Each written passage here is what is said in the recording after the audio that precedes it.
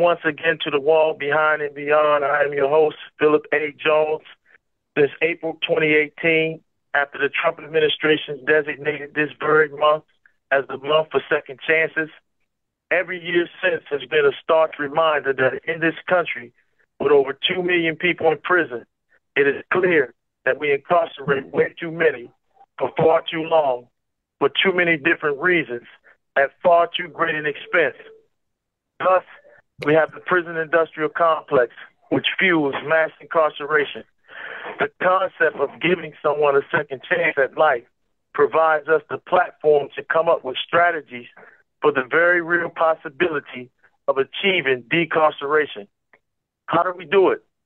Is it effective parole or clemency processes? Is it reevaluation of custody levels?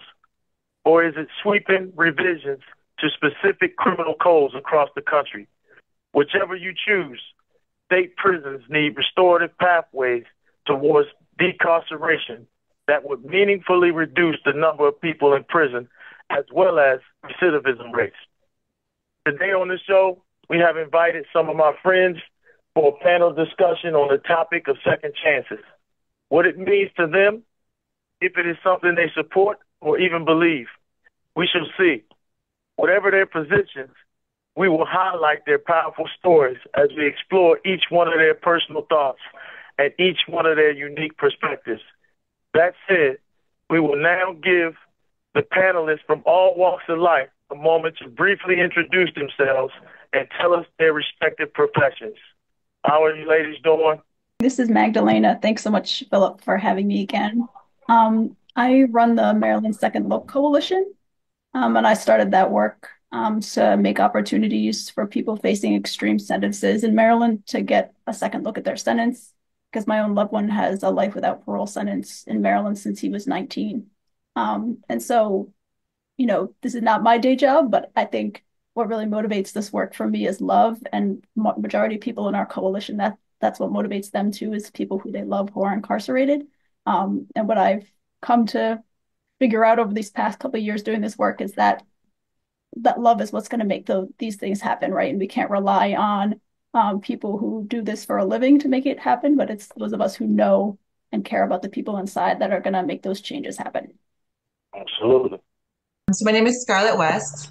A few of you may know of me from the show 60 Days In. I was a participant on the most recent season. And the reason I was chosen for that was because of my prior experience in the criminal justice system. So for the last 20 years, I've worked in every avenue, I would say, of mental health, criminal justice, working to advocate for those without voices. So I started off working in the police department and working with SWAT, and then I moved to inpatient mental health. I've worked in acute rehab facilities. Most recently, I was doing forensic investigations, and I primarily specialized in crimes against children. And then I was working as a probation officer. My most current position, I work for the military, and I am an advocate for mental health within the military realm, and I am working towards rebuilding policy and making curriculum changes so that we are addressing the mental health challenges in our military members. Thank you, Scarlett. Philip, it's a pleasure to be here with you. Thank you for the invitation. My name is Stanley Andres. I am a formerly incarcerated person, was sentenced to 10 years in prison in the Missouri Department of Corrections.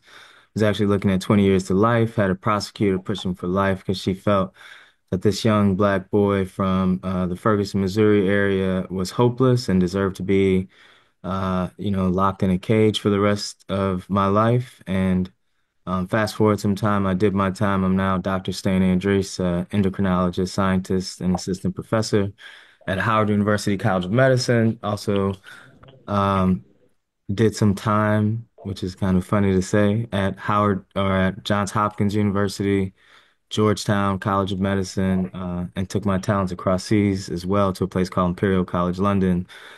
So didn't live up to those expectations that prosecutor had those many years ago.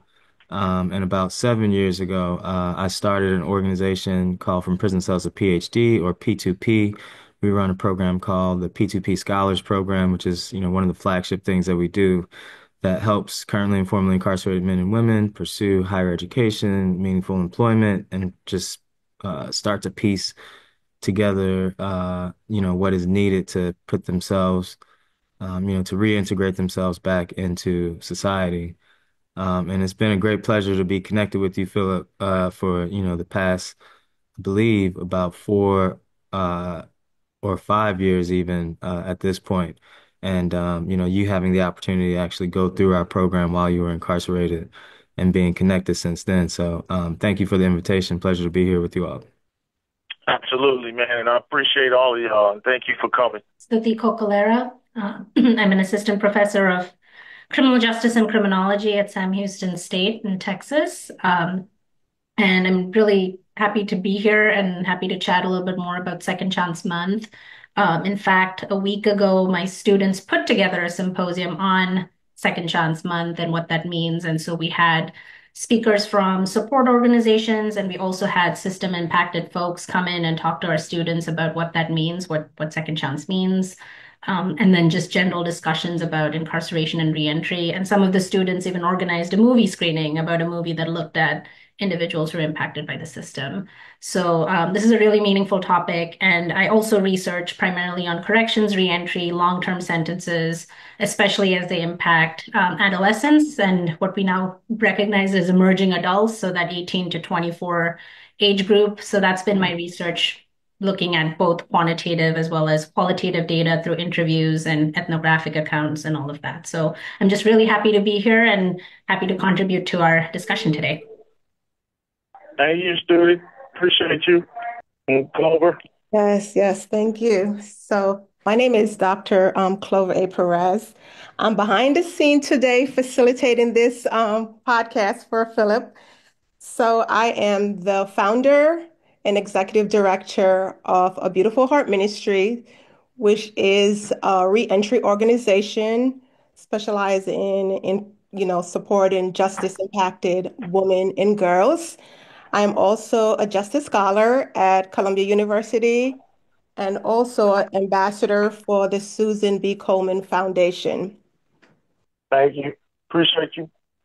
Okay, let's get to it, because I know everybody here is very busy and have a lot going on in their life and in their work, and I don't want to hold you guys up longer than I have to. Studi, I was supposed to speak with your students.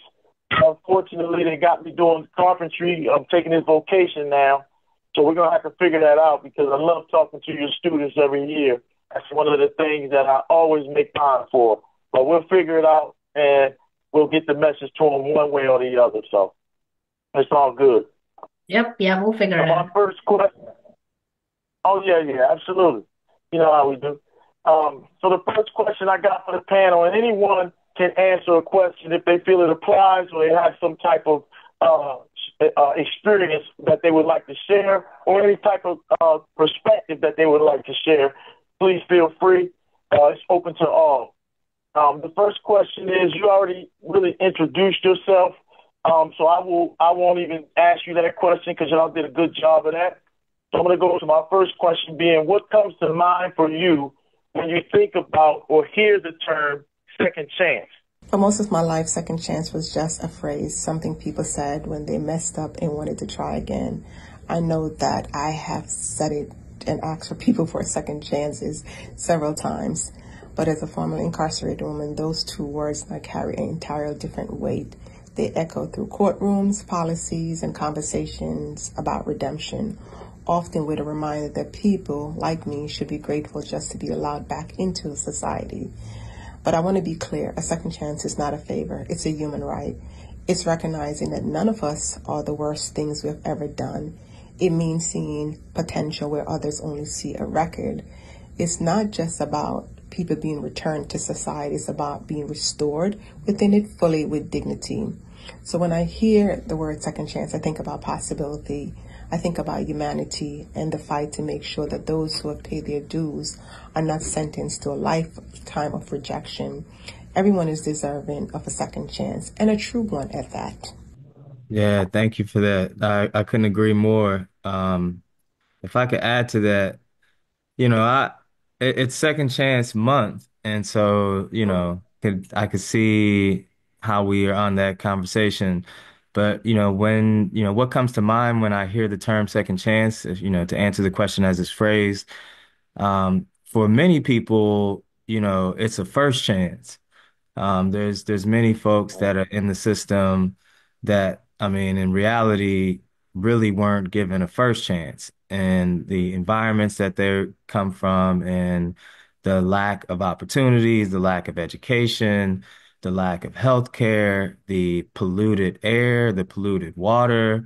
I mean, literally being poisoned from birth in many cases, where their parents and their mothers are exposed to these, as an endocrinologist, I study how, like, the health of a mother while she's pregnant with her child is like this critical stage that could literally, like, you may not have diabetes in your family history, but, depending on that stage, pregnancy and being exposed to some of these types of things can literally bring that into your life. And so, I mean, when you are exposed to environments and placed in situations where, you don't even have the first chance. So I think that to be recognized with that term too, is that, some people Mhm. really weren't even given a first chance.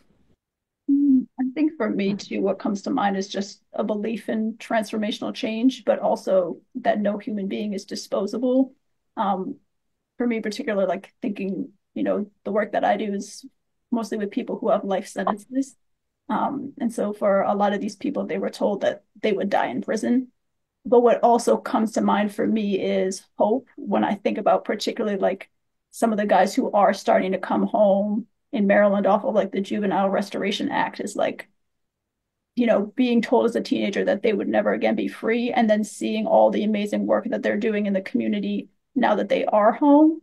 Like, to me, that's who I see when I think about second chance, and like that they're proving that investing in people having a future outside of the worst thing that they've ever done is worth it. I just like to just address the similar beliefs that I have as well, because I've worked with a population that has been so traumatized and challenged and not given a fair opportunity to be able to grow and have the emotional maturity. Because I've specialized in children and I see these challenges with the environments that they're growing up in, the trauma they experience from young ages.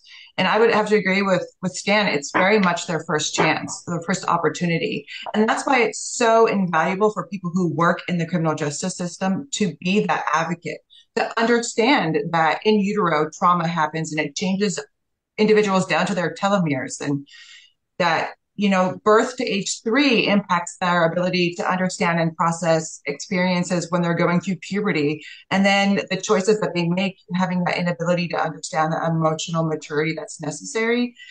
We have to be able to advocate for them in any type of setting. And I know I work with a ton of social workers, right?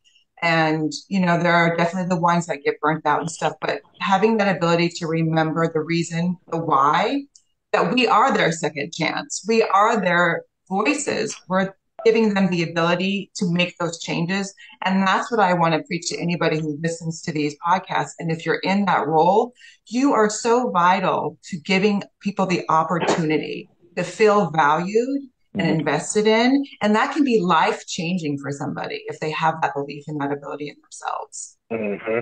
Powerful. Studi, you have anything?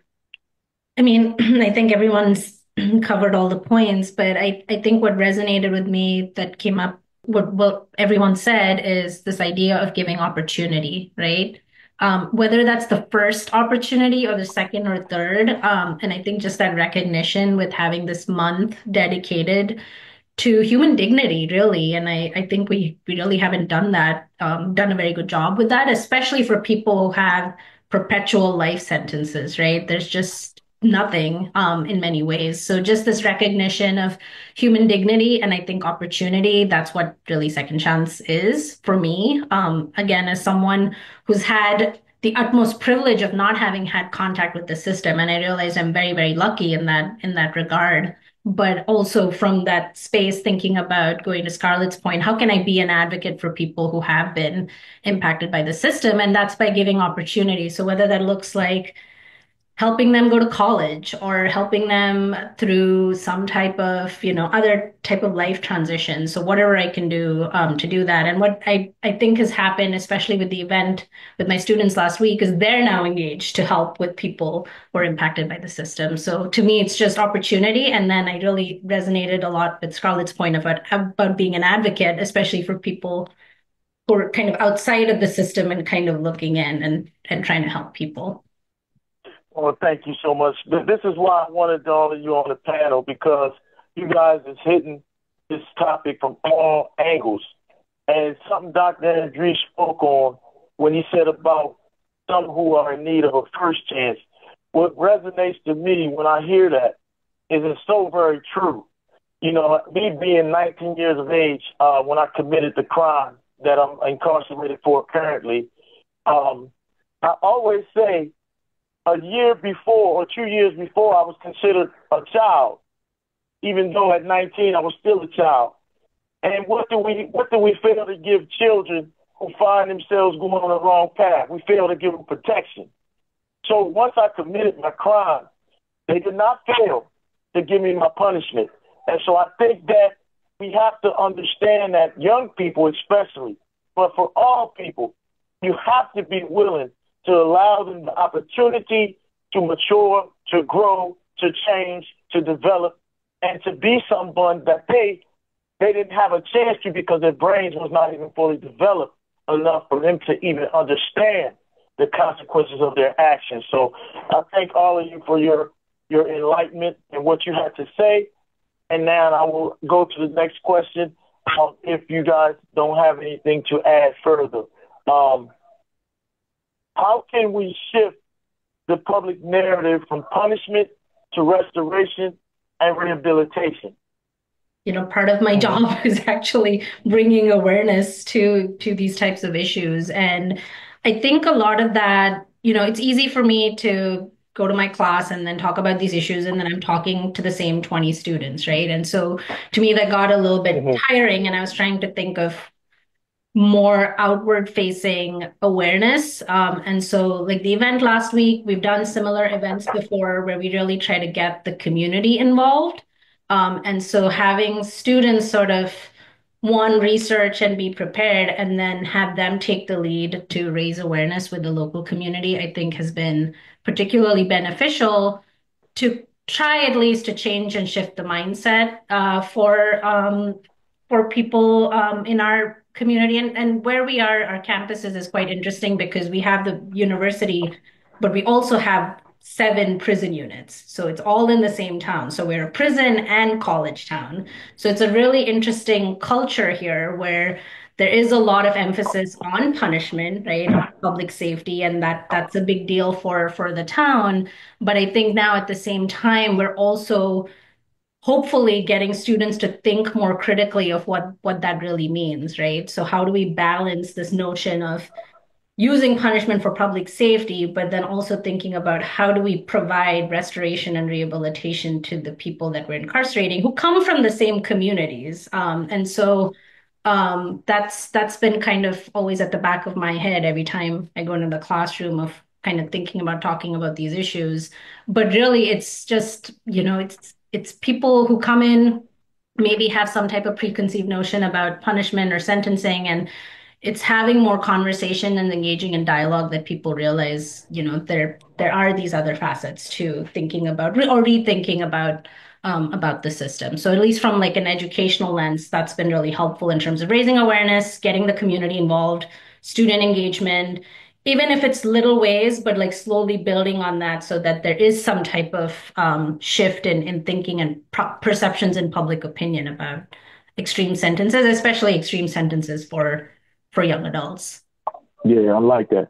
I definitely agree with this thought about like how are we focusing on the public and organizing on a grassroots level.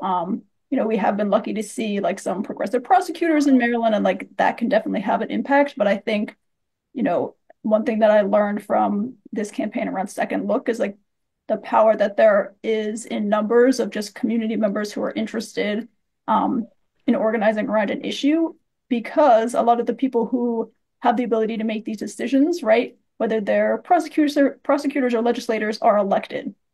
So if they know that the people who are going to elect them care about these issues, care about restorative justice, care about prevention over punishment, right? That's how we help move the needle.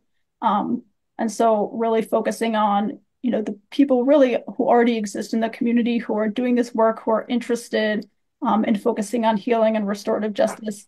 And that looks like both on the front end, right, and on the back end of the criminal justice system, because it can't be a either or solution. We can't only focus on like not sending more people into the system when we already have so many people incarcerated. So both of those need to be happening at the same time. Thank you, Max. I like that. I would also say I think that we need to look at the balance, right? So we need to understand that there is a punitive aspect of the incarceration process that many find to be necessary when we're dealing with crimes, because we have another element of that. We also have the victim. But I don't agree that having somebody sit and rot in a jail and spend years without any type of rehabilitative or educational aspect is advantageous to anybody. But I think we need to look at how are we going to get legislative processes to agree to having that balance? Where can we find that line that the community is going to get on board with, as well as the people who are understanding what all of this encompasses? And I think that's where that biggest challenge has been. And I say that, when I was incarcerated in Utah County, they did have a lot of programs and availability for people to focus their time on being productive and engaging in future plans so that they weren't just waiting for something to happen. They had the ability to, start applying for jobs and getting their GED. And I think those are great programs, but we need to have a consensus that that's happening everywhere and those opportunities are available. And so I think that's our biggest challenge is we see that transition, but it's not uniform enough where we're seeing the impact and we're seeing that recidivism still continuing, because we do have to acknowledge there needs to be accountability, right? We have to have some accountability. And I think that's very challenging too, especially with the additional challenges of, where somebody is in the mindset when they become incarcerated and the opportunities that they did not receive before that time happened. And so those are some challenges I think that are realistic to address if we really want to make long-term change. Mm-hmm. Yeah, I like that. Well, I was listening, and I like what you guys are saying. Studi started off talking about how, there's a balance between public safety and rehabilitation, and that was a recurring theme. And that's man, the restorative justice calls for a balance, accountability, public safety, but also restorative justice also calls for rehabilitation, redemption, and people to make amends for their wrong. So there has to be a middle ground, but most politicians, they either lean one way or the other. And that's the issue. I'm talking about the elected people, because they have to be the ones to have the flexibility in order to represent the people as the voices of the people, not just, saying what people want to hear, but doing something that is a solution to this issue, because mass incarceration is a real issue. We lock up too many people for way too long, and that costs taxpayers money as well. That's called warehousing. I remember one case when I was a probation officer just kind of rocked me. I had a 9-year-old who was incarcerated, and the reason he was arrested was because he set fire to his friend's back after watching a TikTok video. And the victim had third-degree burns, had to be medicated. The mother had gone to the grocery store to get them snacks for a movie, and they were looking at trying him as an adult.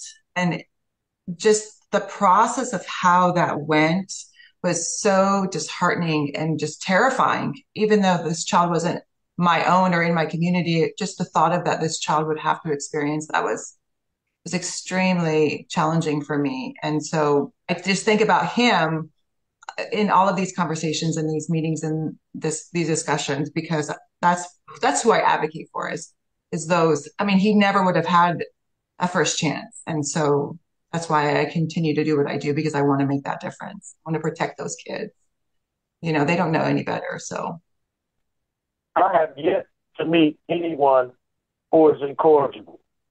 I mean, you hear this phrase all the time, people who will never do right, people who will never change, people who are born rotten or whatever, and they're just going to mess up forever. I've never met that person. I've seen a lot of people that came into this prison system. They was the worst of the worst. I mean, you name it, they did it. And as they begin to mature and get older and educate themselves and serve time, they started to uh, develop into a human being that you wouldn't recognize from before. And it's because we all have the capacity for growth. There's no way that you could tell me that someone deserves to stay in for the rest of their lives, uh, even if they become model, even if they do what's necessary to show that they're deserving. That's the two sides of the argument. And so I don't want people who may not agree to think that this is a one-sided discussion. I just don't think that anybody beyond salvage. I'm going to go to the next question for y'all because, I think they're getting into the meat of it. For those of you on the panel who have been justice impacted or even closely related to the prison system, what do you think about emerging adults? That's 18. Some people say 18 to 24. Some people say 18 to 26. Being given life sentences and spending 3 to 4 decades incarcerated. Would you say this was cruel and unusual in your opinion? And what does this say about our current system of justice? If so. So, absolutely. I think it's cruel, inhumane, and definitely deeply unjust. So, during my incarceration, I met girls, not women, because they were 18, 19, and 20 years old, who were sentenced to life in prison. And clearly, by their behavior, you can see that they had no real understanding of what a life sentence meant. They laughed, they played games, they stayed up all night, they slept all day, not out of rebellion, but because their mind hadn't yet caught up with the reality of their sentence. It wasn't until years passed and they watched their prison friends go home one by one and left them behind that the weight of it all began to sink in. That's when, the smiles faded, the letters from their friends back home stopped, and the visits slowed down or just didn't happen at all. And that's when their sentence truly began, not its sentences. And that was so sad to see. If they couldn't comprehend the magnitude of their sentence, how can we believe that they fully comprehend the action at the time of their offense? Mm-hmm. There's times that we do things that we don't even realize what we did, right? Until someone pointed out to us. This isn't justice for me. For me, it's just cruelty dressed up in sentencing guidelines, period. And our justice system must evolve. We have to recognize the science of brain development. We have to do better if we're ever going to get better. I couldn't agree more. Um, I often share a couple of stories to, I'll share a couple of stories that kind of tie to my thoughts on that. So, I have a I have a 6-year-old daughter and a 3-year-old son. Absolutely my world. For my daughter more so than my son. They have an app for everything, as they say. So I literally was on this app that told you everything about the child's development from like every week and almost like every day there was something new, particularly like with young babies and their development in that first year. And I could recall reading one of the articles about the brain development and I remember seeing if you've ever seen, a young baby within that first 3 months, um, there's a point where they literally just like are almost like completely amazed at looking at their hands in front of them. And it's almost like they're in a like literal daze if you look at their eyes. And what what I read about it is it's the brain just out of nowhere kind of just snapped its fingers and had developed to a point where it actually was able to tell that the things that swung around in front of the face and was attached to their body, was actually appendages that were theirs. They thought it was just like UFOs flying around, like, whoa, like, did you see that thing fly by? Like the brain hadn't, developed to a point of knowing that this is actually my body. So, I mean, the brain is such a powerful thing that, I mean, it's, if until it had developed, this very easily thing to notice is like, this is your arm, it's attached to your body, was not there. So, I often give the example of when we say the brain, science clearly tells us the brain's not fully developed until the age of 25. The area of the brain that is not developed is the ability to see long-term consequences. So it's literally like that little baby that literally has its hands flailing right in front of it, and it can't tell that those are parts of its body because the brain isn't developed there yet. People before that time of, 25 in this area of the brain that helps people see long-term consequences, what was just being explained with these young ladies that just had experienced life in prison, and the way that they were behaving about that particular type of situation. It's the brains literally, it's almost like it's invisible to see these long-term consequences.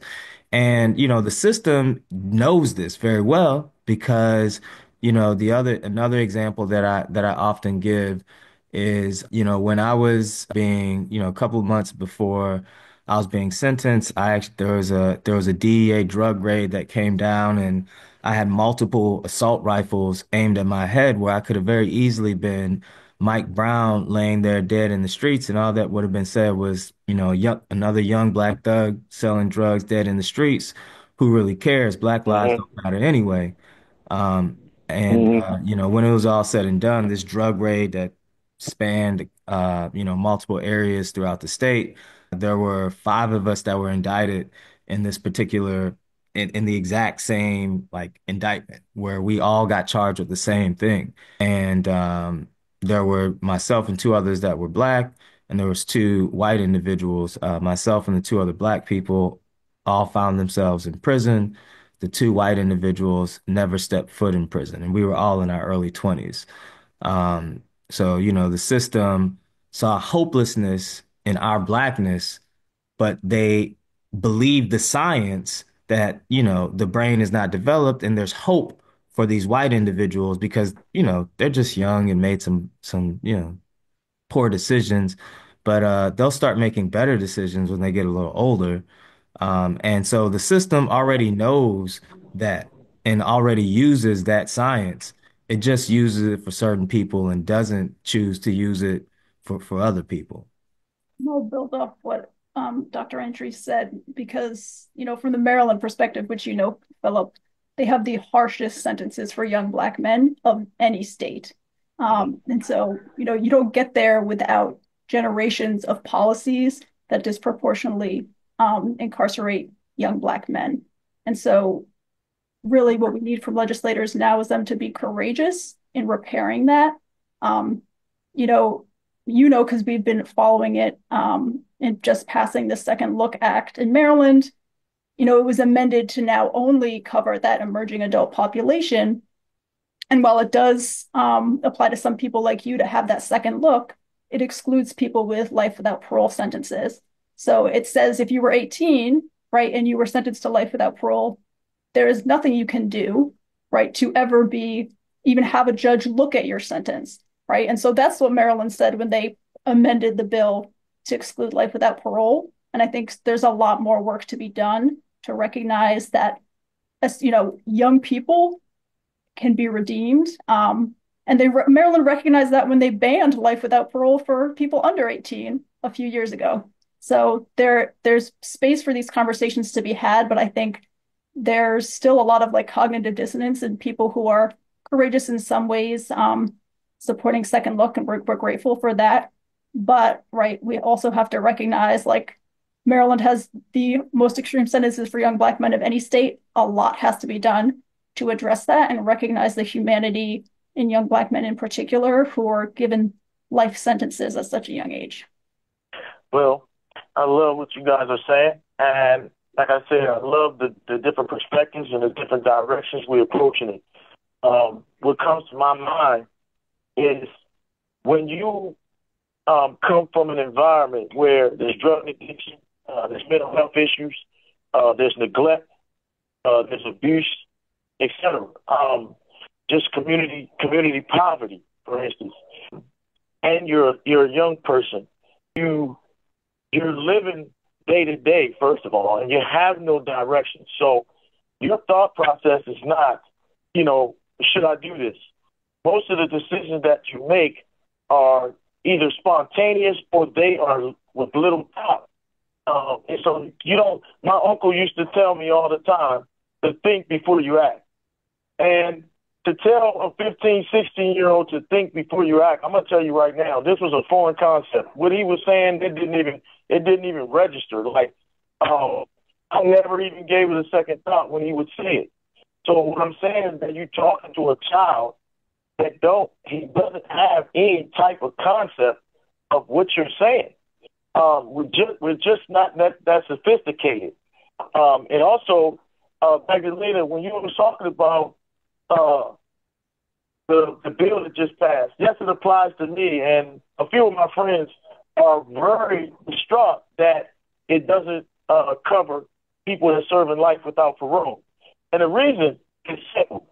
It's unlawful for them to pass the bill and not include life without parole because they use the JRA language in the bill, in which the Supreme Court has already said that someone who is considered in the age of juvenile cannot be sentenced to life without the possibility of parole or the death penalty. And so I think that when they made it, they weren't thinking. When you start using the language of 18 to 25 and that kind of stuff, and you're using JRA language, you're basically changing the age of juveniles in the state of Maryland. And so they should keep that in mind, if not this next session coming down the road. So thank y'all for giving your input on that. And it is crazy because this conversation is so broad. It has so many different tentacles to it. So I'm going to just say, what do you guys think should be done about sentencing reform? What thoughts come to mind as to a strategy to be pursued to do away with these draconian laws which allow for over-sentencing? Because that's what it all boils down to. If you're going to give somebody a second chance, you have to start with sentencing. You got to figure out ways that's a possibility. Anyone? So sentence reform for me is not just necessary, it's urgent. And I put urgent in all caps from the day I got arrested, right? I put it in all caps. Yeah. So these are draconian laws that allow for excessive sentences has destroyed so many lives and has stripped our communities, right, of potential and possibilities. We need a complete shift from punishment to possibility and from retribution to restoration. First, we need to eliminate the mandatory minimum. We need to expand second look laws. And we also need to bring back humanity into the courtroom. I can't say that enough. All right, Glenn Martin, I love the phrase that he coined, those closest to the problem is closest to the solution. There you go. For me, real reforms start with those most impacted leading the way, shaping policies, sharing their truth, and demanding a system that values justice and mercy. Change won't happen unless we organize, unless we educate and refuse to accept punishment as the only answer, because it's not. Echo, what was just mentioned. I mean, definitely getting rid of mandatory minimums and then life without parole for, really, I mean, my opinion, like, I just can't really understand the life without parole aspect. Um, you know, Philip, you and others might be aware that I, wrote a book From Prison Cells to PhD. It's never too late to do Mhm. good. And that last part, which was a phrase that, my father used to tell me, my family are Haitian immigrants. So, I mean, he used to, it was a phrase that he said in Creole, "Il n'est jamais pas trop tard pour faire bien." But this phrase of it's never too late to do good was this idea that it's never too late to reach your full potential. It's never too late to, bring good into this world for yourself, for others, for your community. It was this idea that, humans are not static and, don't just stay the same. I think you mentioned it earlier that, there's not a brother that you've met that is the same necessarily, behavior wise, at least from the time that they walked in to the time, years later. So we have the ability to change. I think, this life without the opportunity to really see if the person has changed is ridiculous. Like, why would you not reassess whether you think this person has made changes towards being like a different person and a better person, So, Mhm. and making better decisions, I should say. We actually teach, whenever we watch cartoons, it's ter I mean, our society starts this at a very young age, even with cartoons. Like there's good guys and bad guys, and there's criminals, and there's the good guys and the criminals. So we actually teach them not to use that language. We teach them to use language that, there are people that make good decisions and there's people that make, not so good decisions or poor decisions. So it's all about decisions, not the person. So people have the ability to make good decisions, like to change and start making better decisions than they were making before. So yeah, that part is ridiculous. Life without parole is just inhumane. It shouldn't be there for anybody, not just for emerging adults. It shouldn't be around for anybody. Um, Mhm. and I really think that, as was mentioned, this bringing humanity in, I think, judges should be able, instead of being so stringent with guidelines, I think if we brought humanity back in, which could be dangerous, but, but if we really, judges, I mean, a judge shouldn't just be someone that goes to law school. Like, I don't even know if law school is the right professions to like be looking for judges for. We should be looking for judges from people that have like purity and love and care and empathy, not because you know the law well. It should be about empathy. That's where we should be trying to draw judges from, because that is a tough, tough job. It's not about knowing the law. It's about knowing humanity, and empathy and understanding a person's, what a person has gone through from trauma to poverty to challenges as a youth. It's not about law. I mean, so that is something I think could also be changed. I think that what Dr. Andrews said is powerful too, and another reason, because when we went to court, and he came to court for me twice, for two different types of hearings. When we went to court, we had like 20 people speak on my behalf. We had my whole family there. People that believed in me, people that saw what I was doing, people that recognized the change in me, because I had come a long way. I had been involved in all kinds of activities in prison, which, if someone would have met me back then, they probably wouldn't believe the things that I do now. But they believed in me and they know me. But it was still not enough. And so when he talked about judges having not just a jurisdictional thing, where as though they have law knowledge or that they went to school for law, but what's up with your purity, your love, your empathy, your humanity? Like he said, we got to choose a different type of person to sit in these seats, because they become desensitized a lot of times, and they're not looking at the person or what they have suffered or how much they have made a change. They're looking at quotas and stuff like that, and it's like that's not a good thing at all. And that's why you see so many people getting sentenced to such harsh amounts of time, because they're not looking at the humanity there. Again, you know, accountability doesn't take a life sentence. Accountability doesn't take 50 years. You know what I mean? Like, allow a person to do so. And if the people are satisfied with it in the community, then you should be okay with it as well. I believe that we need to have an evaluative process that happens more frequently within the criminal justice system where, a person is evaluated to see the changes that they're making. Because we have to have the reality of it too that, there are individuals like Philip who make significant change when they're incarcerated. And then there's individuals who don't. And we see the recidivism and they are, repeat offenders 12, 15, 20 times. And their crimes get worse each time. And it's really a challenging balance. But I can tell you from my own personal experience, and I know my situation is very different than others who are actually incarcerated, but even spending 60 days incarcerated with the understanding that my life is continuing on and my opportunities are still there outside of this project that I did.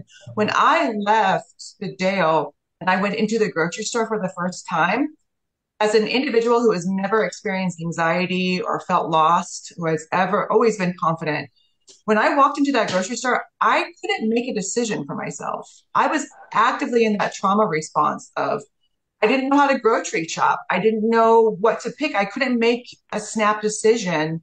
And it took me 3 to 4 days before I could actually, okay, I don't need to go into a store with a list. I can go in and look at fruits and vegetables. I can think about food that I ate before. And that was only 60 days. Imagine if somebody has been incarcerated for 5 or 10 years. Their lives are gone. And so I significantly agree that we need to start evaluating individuals and seeing that change and giving them the opportunity to make that change while incarcerated so they have the ability to get out and be able to be productive and get their lives back in a way or create their own paths in a positive way. It's really hard to find that balance because on the other end of it, I know that if somebody killed one of my family members, if my children were horrendously attacked or there was a violent crime, it would be very, very difficult to have that forgiveness. And I can acknowledge that in my own heart and say, yes, I can understand why the system is in place. But on the other hand of it, I know that understanding human behavior, the times that are being required for this mandatory minimums and that they're just being stuck there is not appropriate. But we have to understand what that balance will look like so that we can make a proactive approach to making that change.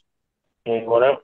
Yeah, man, if I could just add on to that, it is indeed like I really, you know, I don't even know like if a brain surgeon has, a more difficult job than what a judge has in terms of like the life that they hold in their hand. Like the brain surgeon holds that individual's life in their hand, holds that person's family.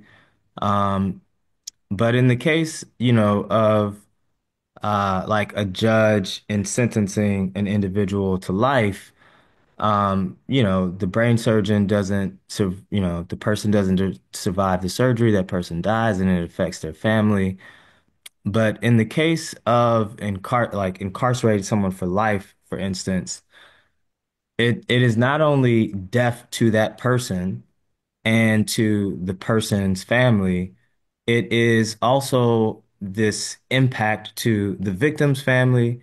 It's an impact to the community. It's an impact to the propagation of sentencing practices that, draw preference to sentencing individuals in that way. So it will actually kill like 1,000 more people in that same way because it says that this is the precedent that we should kill people. This is how we should kill them.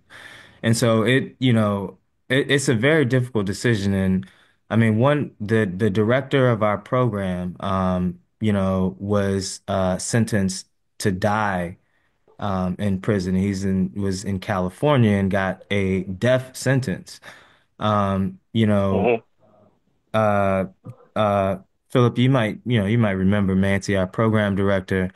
Um, and the victims of he killed a person, and then he actually, through trauma and a situation on the inside, ended up killing another person on the inside as well through an altercation.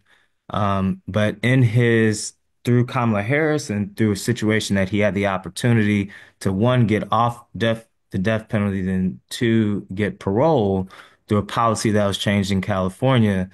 Um, he had the opportunity to meet with his victim's family, and he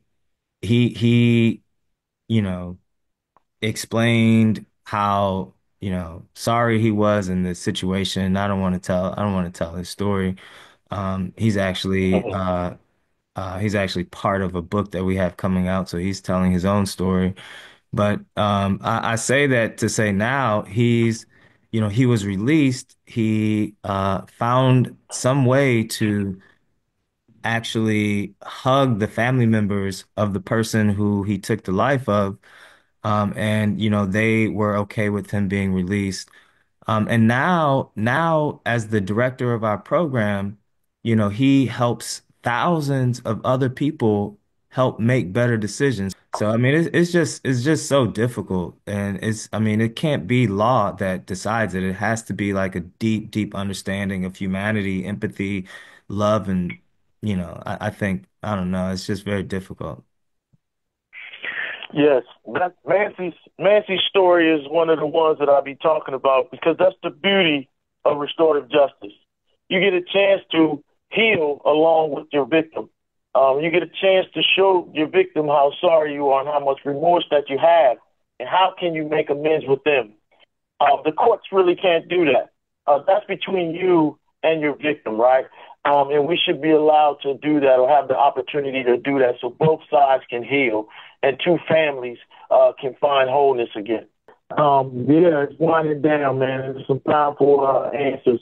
And I think we're getting to something. I always like to try to bring about some type of solution. Like, I want them to have the tools that they need in order to make the changes in the system. Because, like I was saying a few days ago, every year we get the Second Chance Month, and we talk about second chances, but we really don't lay out any constructive plans as to how we can arrive at a place where we are minimizing the amount of people incarcerated and also getting rid of some of these long-term sentences.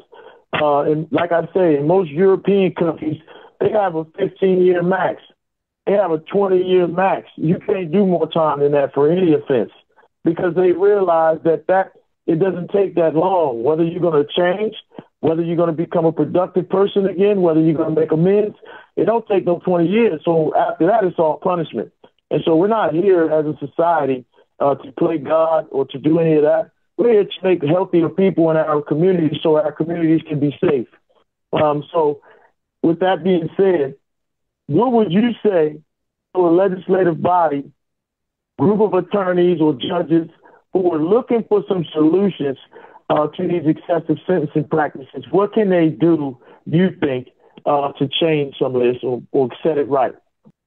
So I will kind of maybe turn your question around a little bit because I think from my perspective as an impacted family member for quite a few years, right, I was watching the legislature, watching these attorneys, see what they're going to do with Second Look, and they weren't doing it, right? So I think what I learned is, Mm-hmm. right, it starts with us, right, as family members, as previously incarcerated folks, to do this work because we're the ones who really care to make it happen. And Mm-hmm. I want to say it's really exhausting too, like to tell our stories, to meet with legislators and, share some of the most personal things about people who you love or your own story, right? And sometimes feel like they don't hear you or don't care about those stories. So for those of us doing this work, it's like also so important to be caring for ourselves and caring for each other as we're doing this Mm-hmm. work to really try to humanize the people who we care about, and a lot of which, I know my own loved one and really all the guys who have shared their stories with me for our website are survivors themselves, right? And I know one of the things you had planned to ask us was about, young people who themselves are survivors and victims long before they're perpetrators of harm. And so I think that's really important when we're having these conversations with legislators, is to really challenge this dichotomy of like a perpetrator and victims that often is like on racial lines, that often is on class lines, and recognize that a lot of people who are incarcerated are also survivors. And until you recognize, right, that young Black boys and girls are also victims, and need to be supported just as anyone else, like the system is going to continually perpetuate those harms. So I think, those conversations for me, it's been really important to like humanize the issue and not just talk about it from a data perspective, but show that, all of these people who are incarcerated, many of whom for life, right, is somebody's father, somebody's brother, somebody's wife, and have so much to give to the community. I was just going to say, I completely echo with that point. And from a research standpoint, I think researchers can do a better job of not just taking the data, but having people who are these data points be involved in the research. So I know you and I have done this where I write my papers and I send it to you and you give me feedback. I'm like, am I doing a good job of communicating this issue? Because I am talking about something that's not directly impacting me, but it's impacting someone I know. And so I've been kind of mindful, especially when I'm doing any kind of interviewing or any type of like ethnographic work, to one of the questions to be, what do you want to see in terms of policy change, right? Because a lot of times researchers will come in, they'll ask all of these questions that they're interested in, right? And all these traumatic questions very often, deeply personal questions. And there's an expectation that the persons that they're interviewing, they're going to be totally honest. And it's awful for the person who's answering, but there's also, the person asking the questions, there's like vicariously you're absorbing all of that information too. But I think an important piece to ask always is, what changes would you like to see? And then taking that information to places where you can actually affect change, whether that's legislators, whether that's funding for a lot of these agencies, whether that's training for parole boards, for parole officers, probation, whatever that means. And so when I like write up reports, I'll put in actual quotes from, I mean, obviously their names are de-identified and all of that, but like have those actual quotes as opposed to just saying 50% said that they have this issue, like, and here's how they describe it, because you kind of need to, a mutual friend, Phillip, David Garlock, also always says this. It's like you got to marry the data with the stories to actually make it impactful. Because a lot of legislators, and I'm sure Magdalena's run into this issue, but really, how many people are actually affected by this problem, right? They kind of go in with like, give me the numbers, but the stories are like equally important. And I think as researchers, we need to do a better job of that. And I'm certainly trying to do that, and certainly trying to get people's voices who are, have these lived experiences be a part of the research process, which I think is also critically important. And I'm glad to see a lot of corrections researchers moving into that participatory, getting people actually involved instead of just these people are data points or they're subjects, but no, they're actually research participants, but they can also be researchers with you, as opposed to you just researching them. And I think that piece is also important when there's the advocacy piece too, of even changing sentences or whatever it might be. And I would even want to say, I wonder if the story is even more valuable than the data points. Because when you bring humanity back into these situations, that's really where the change is occurring, because we can understand the person versus the numbers on a piece of paper. When I was a probation officer, I worked with juveniles. And so that was my full-time job. I was the court liaison, and I would go to the homes and do the interviews and do a full family assessment. And I would understand, is the child struggling in school? Are they being bullied? Are they from a single parent household? Do they have any medical issues? Is their parent around and capable? And all of these impacted, and I would bring my report to the judge and I would say, hey, these are the challenges that this child is facing. This is the things that could have exacerbated the situation. This is a limitation of his or her ability. And I was able to really advocate and see those sentences be changed based upon that information. And I can only speak on Florida because that's where I worked as to what that was occurring, at least in the juvenile sector. But I think it was extremely valuable for us giving those kids a second chance, and to be able to see that and have the ability to advocate for them you would see those differences and the appreciation in the families because they knew you were their voice and you were advocating for their kids was huge. And that motivated them too. And to see that motivation was amazing. And so we have a template of something that's working.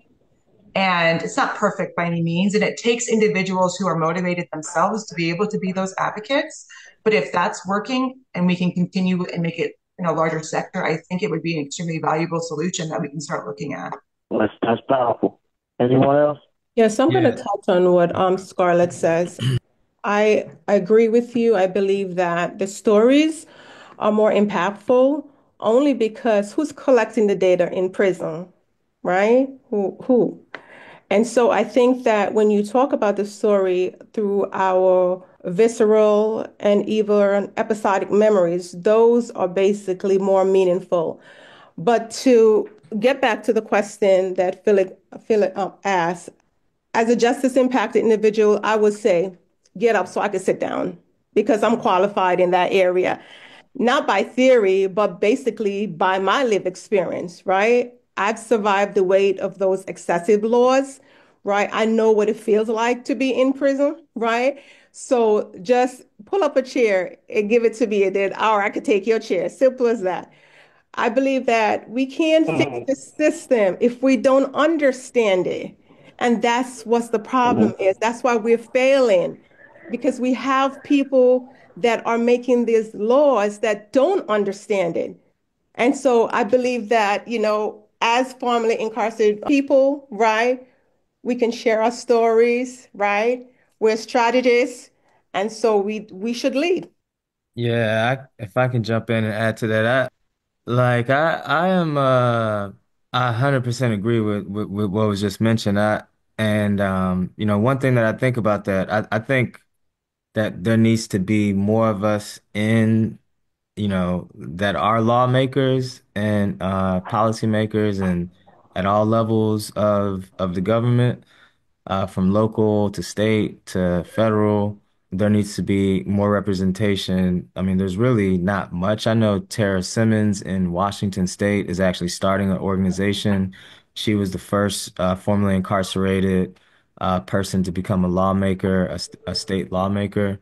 And she started an organization and she's helped several people across the country become lawmakers at various different levels. I love that, and I think it's necessary. I think there needs to be more people of color as well. But I also just straddle like this idea of like, do we? That is a strategy that could work, but it's also a strategy that may lead us into this like, you know, hurry up and wait type of phase where we're always being told to wait for justice and wait for, and if you look at the history of the United States, the people that have made this country more closer to what the, founding documents say about the country of, the unity and, the principles that it gives individuals, it would have continue to be just the individuals that it started with if it wasn't for marginalized communities pushing to include women, pushing to include people from different countries, pushing to include Black individuals, pushing to include Black women, even though women were already included, right? So it's always marginalized communities that have pushed to actually bring us closer to what these founding documents even say about people, right? So it would be great to put us in, but I have this like I've become obsessed with, or not obsessed, but I've become wanting to know more about like what did it take for us to step away from Great Britain, and like how many people were willing to do that? Right? What were those revolutionaries thinking about when they said this is not right? Like we need to do something different. We don't need to just integrate. We could just they could have said, "Hey, George Washington, why don't you go into Parliament and help Parliament stop taxing the fuck out of us?" Right? He said, "No, we about to strap up." So, Yeah. I don't know if like trying to get into parliament, George, that ain't the strategy that they took. So I think it would be helpful. We could get Hmm. into parliament. We could try to change some laws so they stop taxing and killing us. But at the end of the day, I just think that people need to see that they're killing us and that, the way this is just needs to be completely demolished. I mean, when we think about what Germany did and how the history that it had, it just completely tore it down and built a new one. Like we keep trying to do this piecemeal. It's a junk car. It's a piece of shit. Like you could keep putting these new pieces on the engine. The shit broke. Hmm. Yeah. I always like to recap what y'all was saying and try to get some clarity from it. So each time you tell your story to these legislators, Magdalena, it's a re-traumatizing thing because then you start to sitting down with them and you think, I told them this last year. I told them this the year before. They said they heard me, but they still did not. They did not hear my words because they didn't act on them. I was wondering, have you ever thought about some type of bill for sentencing caps in the state of Maryland? We're talking about solutions. If we have a governor and he's in approval of what we're trying to bring to his attention, then we come with a bill saying that there should be a cap on sentencing in Maryland. This is not a federal issue. Now, the state of Maryland can do it. That don't mean that everybody across the country will do it. But if we could simply get something as simple as that through, where we say, hey, we got to do away with all these life sentences. They already got rid of the death penalty. Okay, let's go to the life without parole sentence now. Those are easy bills, in my opinion. But you know more than me because you know how hard it is to get stuff through. But what I'm saying is if we're going to take the legislator's position, we need to do something that's going to create a systemic change, whereas though they can't rely on that. The courts don't have the power to give people all that time, and now we don't have to fight to get them free on a sentence modification and all that. They wouldn't be doing that kind of time for nothing, and we know it can be done. So I think it's just a matter of who do we have that has that skill that they can put forth a bill that both sides will see. Listen, man, we gotta start it going. This don't make no sense. You're causing all kinds of mental health problems, physical health problems. People was getting so old, they got all this medication. It's costing millions of dollars. This doesn't make any sense. It's not fiscally responsible. Okay, and then Studi, you said you were talking about how the research that you were doing and how the students are involved in that, and that you, as a policy person, that is, you have to figure out a way to better. I think you're doing a fine job. It takes a village.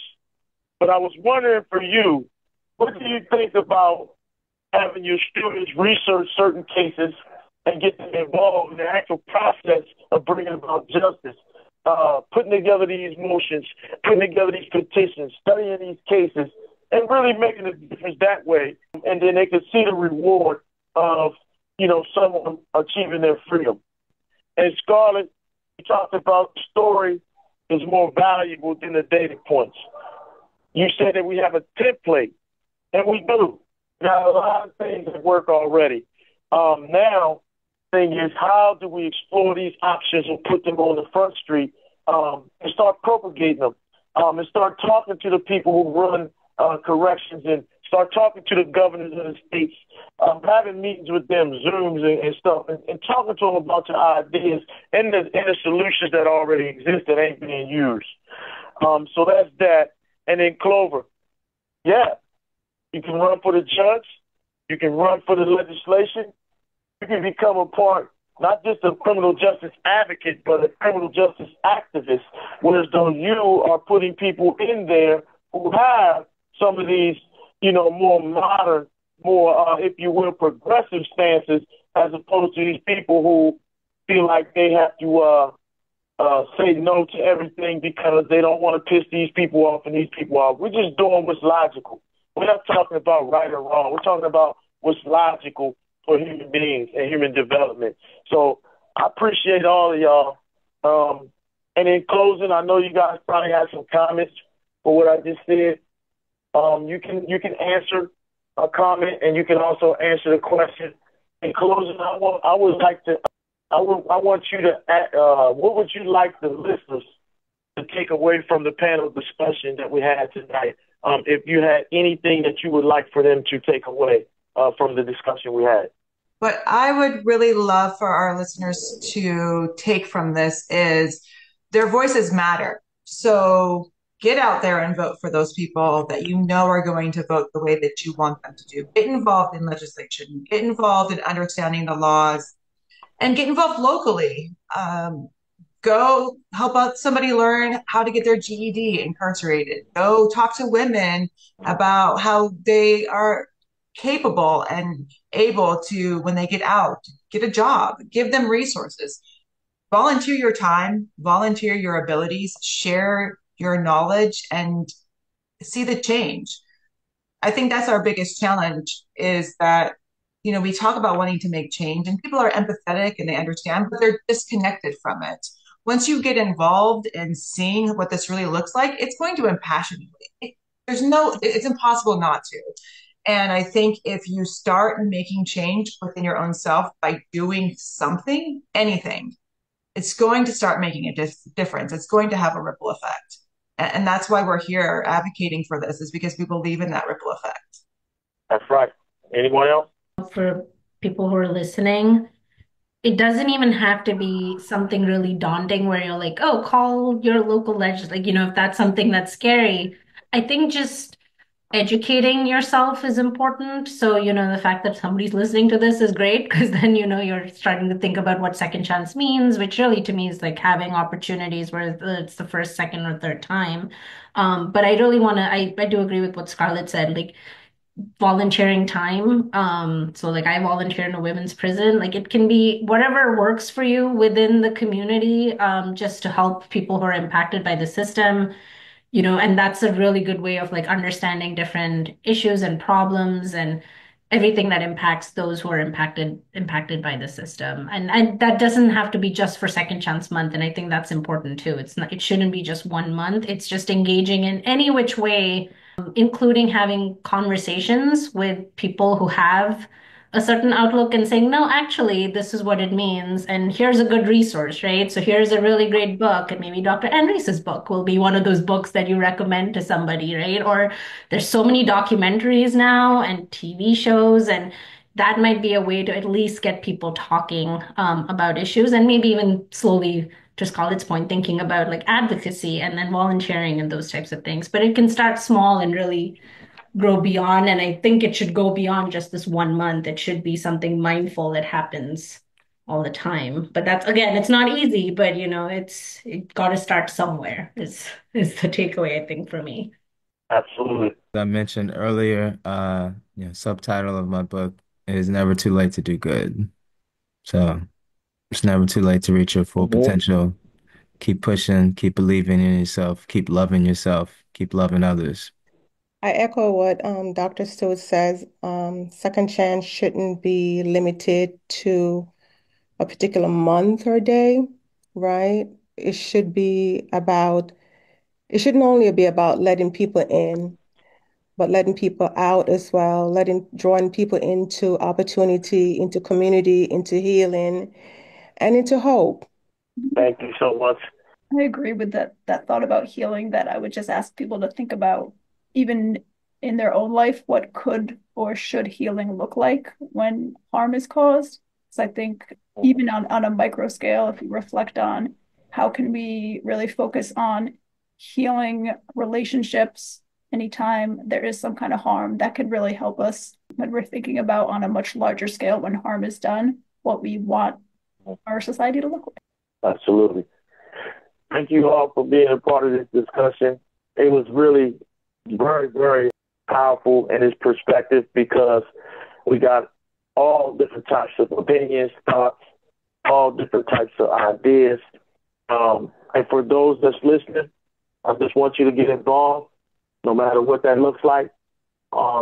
Everyone, be accountable not just to yourself, but to your community. We got from May all the way till April again for Second Chance Fund. We shouldn't just keep talking about it. Just take one small action. And each person that takes one small action will get us closer to solving the problem. So, again, I appreciate all of y'all for coming through. Y'all never let me down.